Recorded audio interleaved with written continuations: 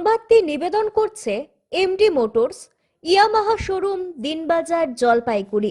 যোগাযোগ করুন 8250830449 এই নম্বরে। ঝোড়ো হাওয়া এবং শিলাবৃষ্টিতে ক্ষতি মালবাজার মহকুমায় গতকাল বিকেল থেকে হঠাৎই আবহাওয়ার বড়সড় পরিবর্তন দেখা গেল। বিকেল গড়াতেই শুরু হয় শিলাবৃষ্টি। এর জেরে মাল মহকুমার বিভিন্ন এলাকায় জনজীবনে সাময়িক প্রভাব পড়ে।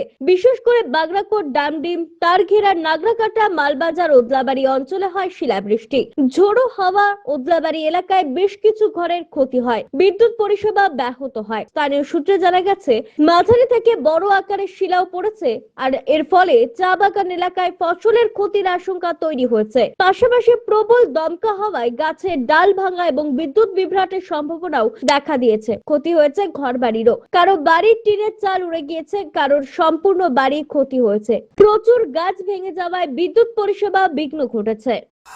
সমস্যা কি, কালকে রাত্রে বেলায় যে ঝড়টা হলো 6টার দিকে, এই সময় তো প্রচন্ড ঝড়। শুধু আমাদের এই সার্কেলের মধ্যেই বেশি ঝড়টা হয়েছে। আমার কারখানা ছিল, গাড়ি ছিল, গাড়ির গ্যারেজ উপর টিন পুরো বাটাম সমেত ভেঙে গাড়ির উপরে পড়ছে।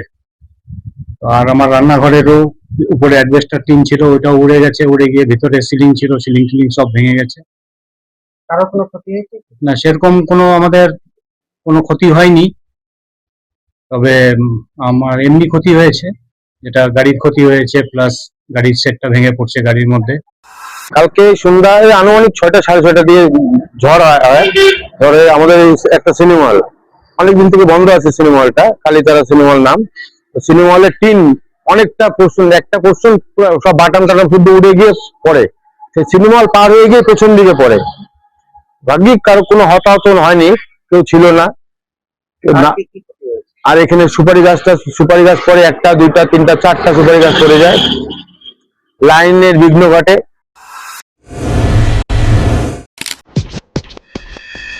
Check this out.